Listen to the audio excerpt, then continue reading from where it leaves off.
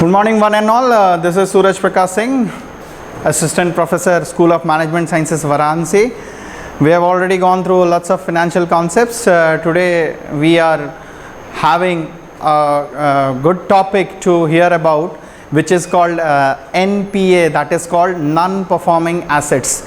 We are all aware about the economy and the banking position and the liquidity position of the bank. This all depends on this non-performing assets, right? So it would be interesting to each and everyone regarding this concept. Let's enjoy this topic by getting a conceptual knowledge regarding this one. So when the very first word comes in non-performing asset is, if we go for the topic itself, if we go for the the non-performing asset, the total meaning is totally clear out for you all. How? When we are talking about non-performing, that means it is not performing well. So when we are talking about not performing well, यानी कहने का मतलब वो कुछ आपको अच्छा चीज़ नहीं दे रहा है. That means it is not giving you any fruitful returns at any point of time. That means they are not providing you any returns. कौन नहीं provide कर रहा है? It is the assets. When we are talking about the assets, as we all know, assets are the property of the business which gives you benefits for many of the years. It can be current, it can be fixed, it can be anything. So when these assets are not performing for the banks, it takes the form of non-performing assets. So banking or the banking sector always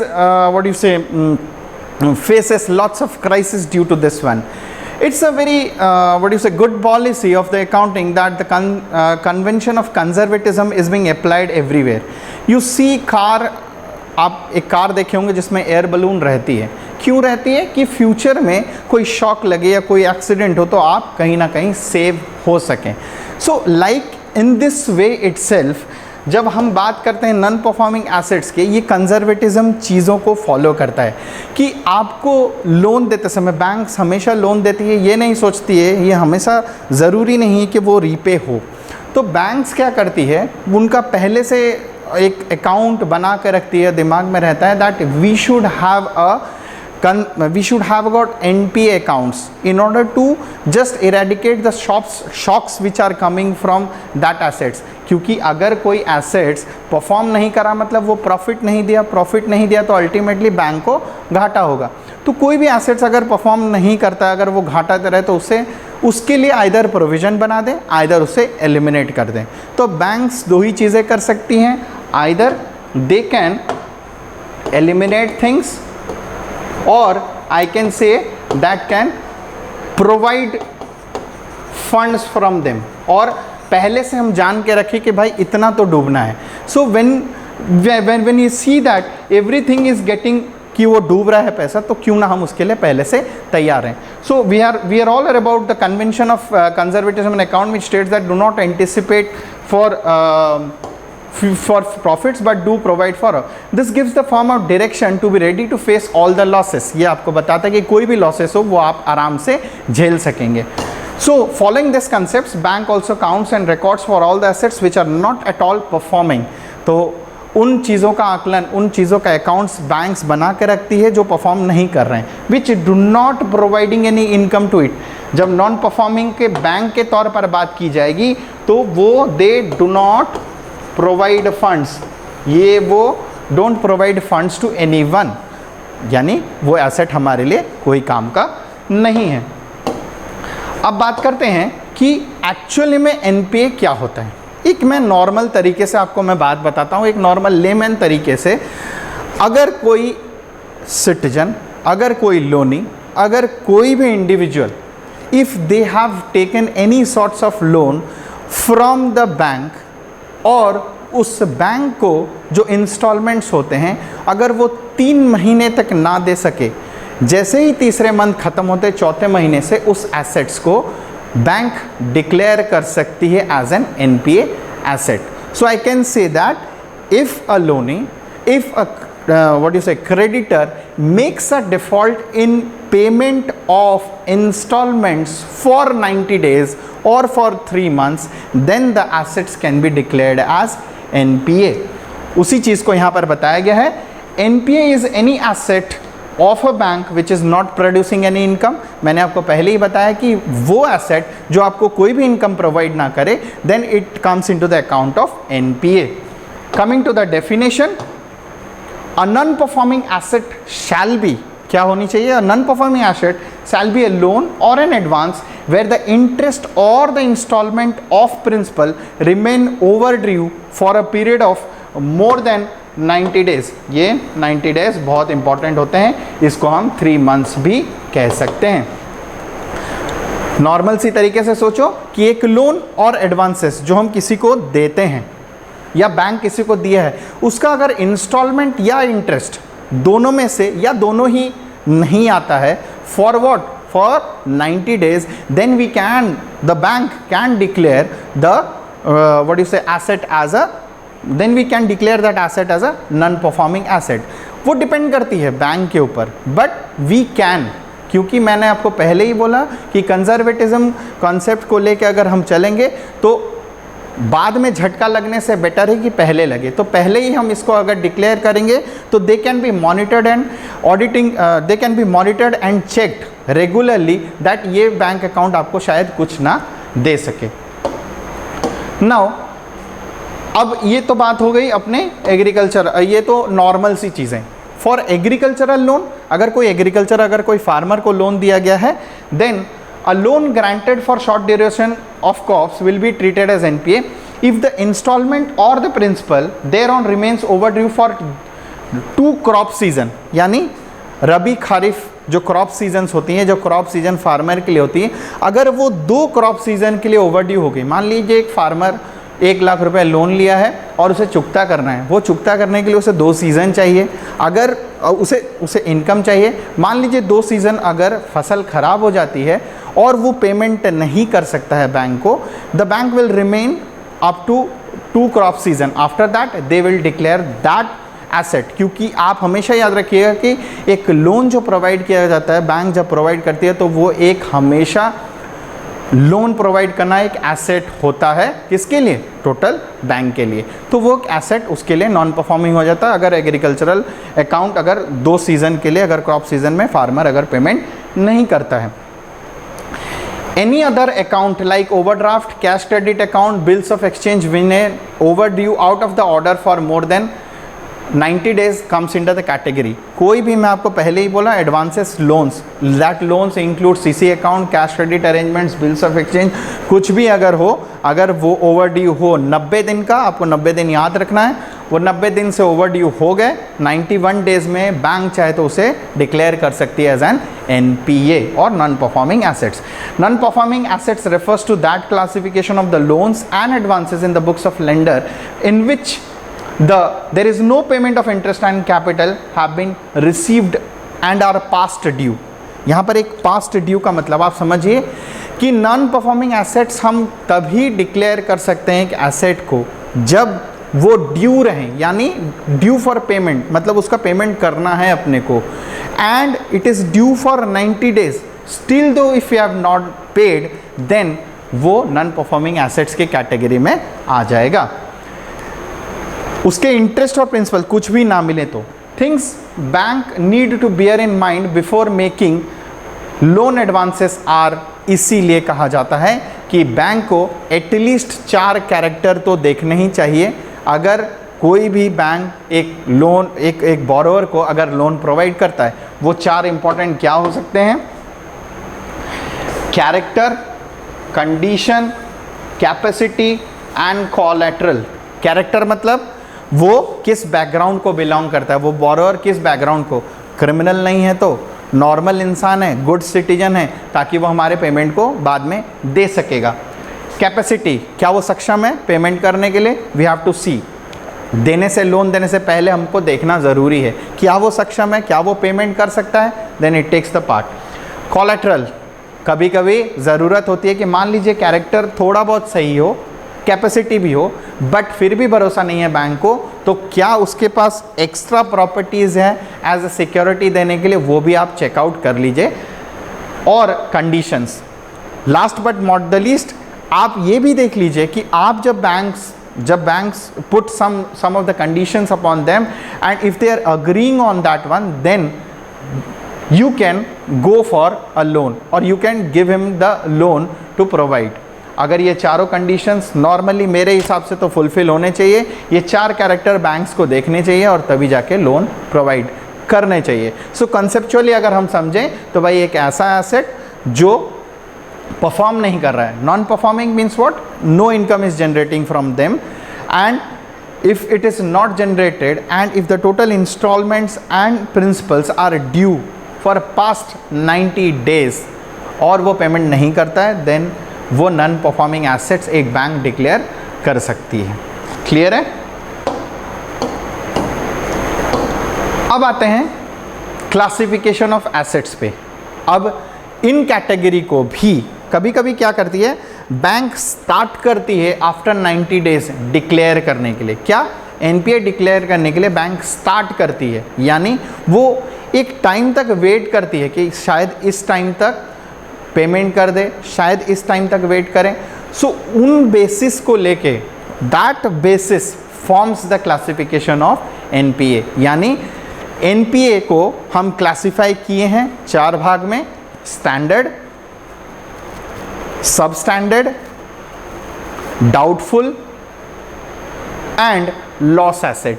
अब ये होते क्या क्या हैं वो आप आके देखते हैं अपन कि क्या क्या होते हैं.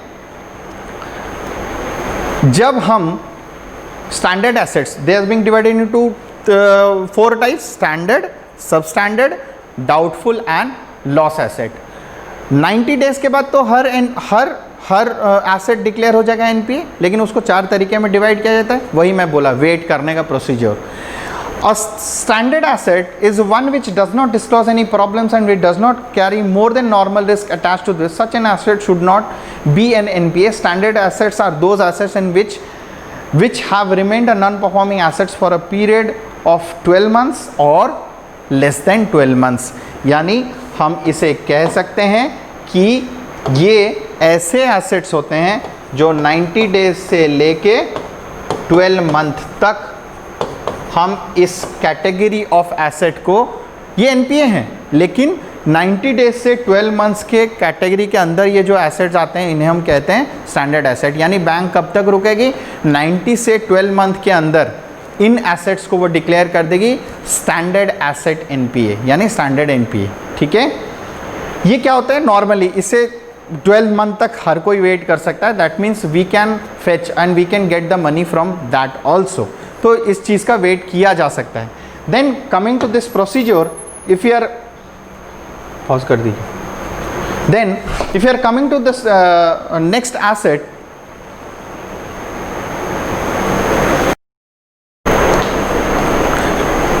Now coming to the second asset which is called substandard. It is for, मैंने पहले में बताया था 90 to 12 मंथ्स. अब ये कैटेगरी आते हैं 12 to 18 मंथ्स वाले. ये कैटेगरी वाले आते हैं 12 to 18 मंथ्स. इसे हम वेट कर सकते हैं 1.5 साल तक. That means for 12 months to 18 months के अंदर जो कैटेगरी ऑफ एसेट्स आते हैं उन्हें हम डिक्लेयर कर सकते हैं substandard assets. They are somehow risky, थोड़ा बहुत तो रिस्क आता ही है. Then if you are coming for the next category of assets, that is called doubtful assets.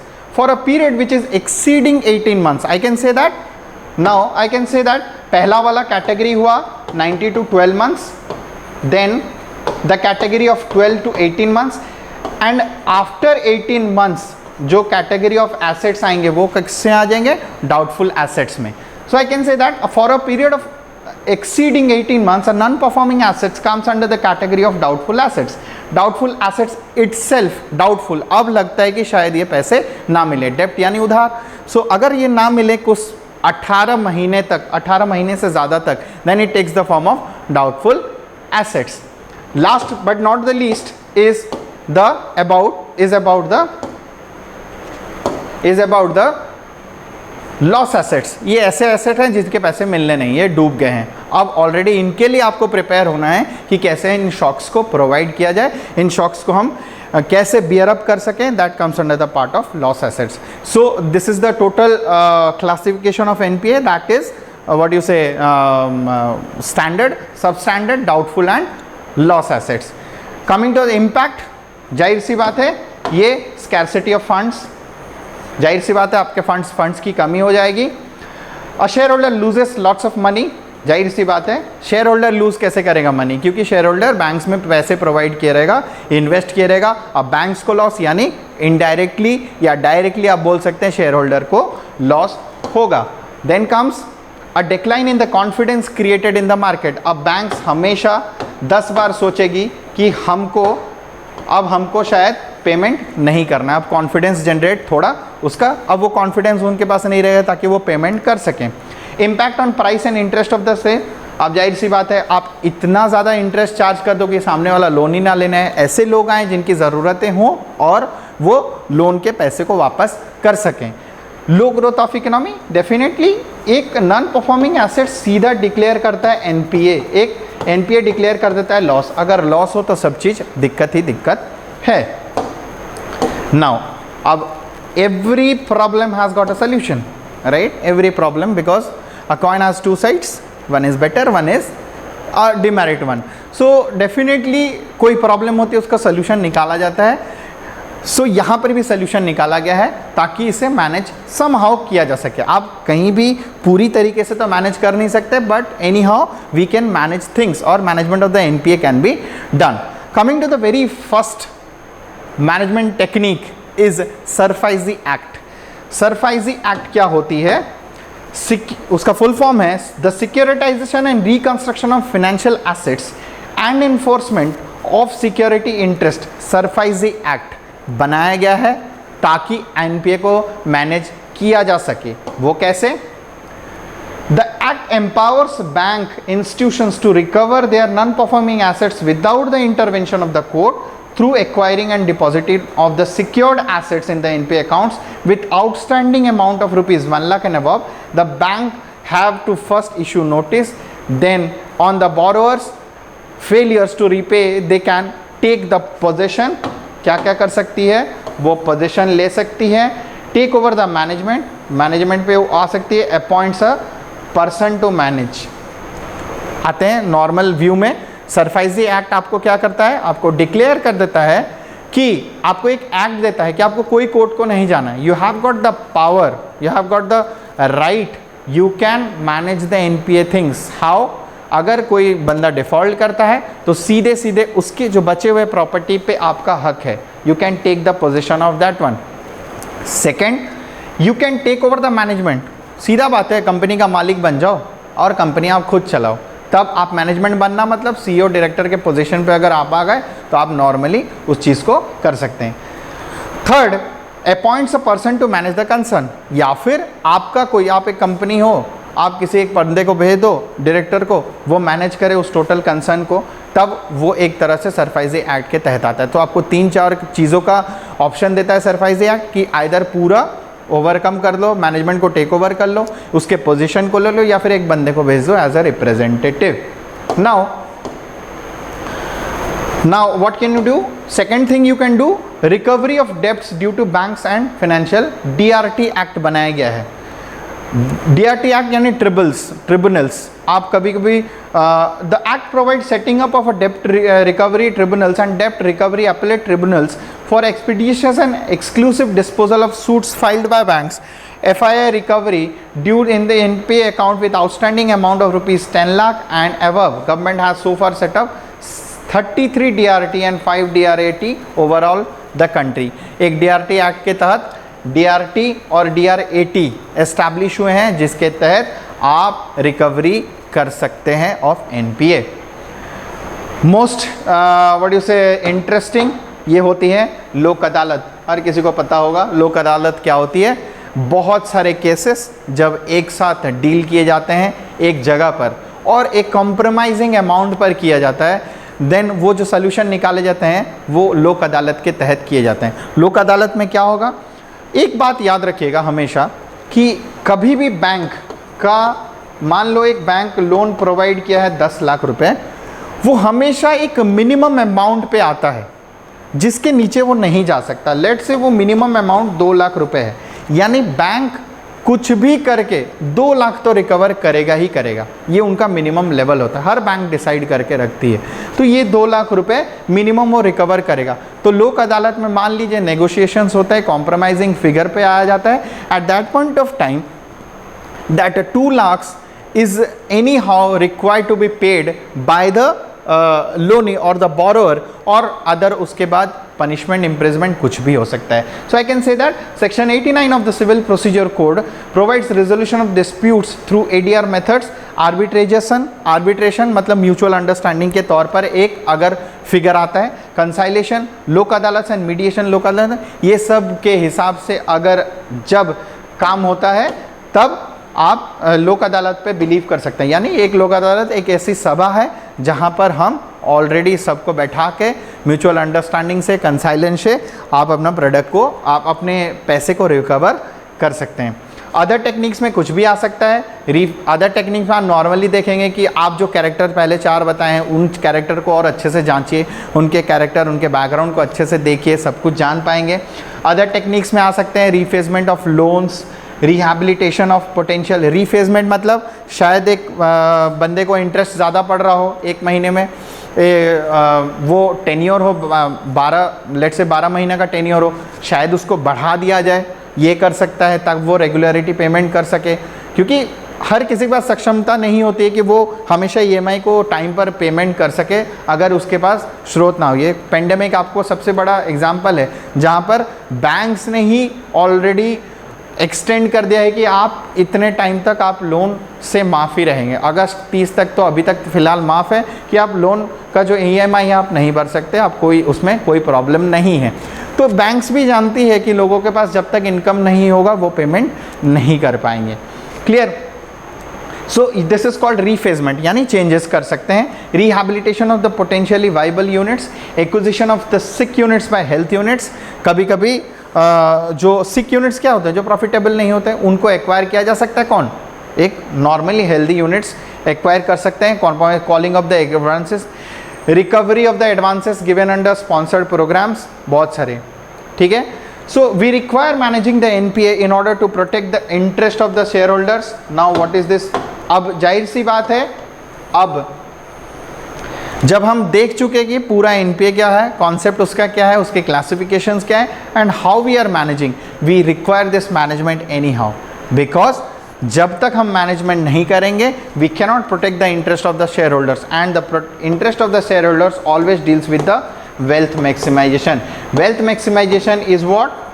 अगर face value of the shares को बढ़ाते जाएंगे then it takes the form of what you say, interest of the shareholders can be kept out and deposited so that maximum profit can be acquired, thereby expanding the growth and prospects of the firm. Every individual has got the ability to country to witness the good economic growth. अब इस चीज़ों को अगर share holders अच्छे रहे, profitability banks कमाते रहे, so automatically we can have got the options, we can have the options to grow in the economy in a very significant manner. So this was all about this NPA in a very short and summarized form. If you are going into the depth it is very long. So anyhow, it is the layman type summarized version for you. Get into it and clear out the concepts of NPA. So this was all about this NPA. Thanks a lot. Have a good day to everyone. Thank you.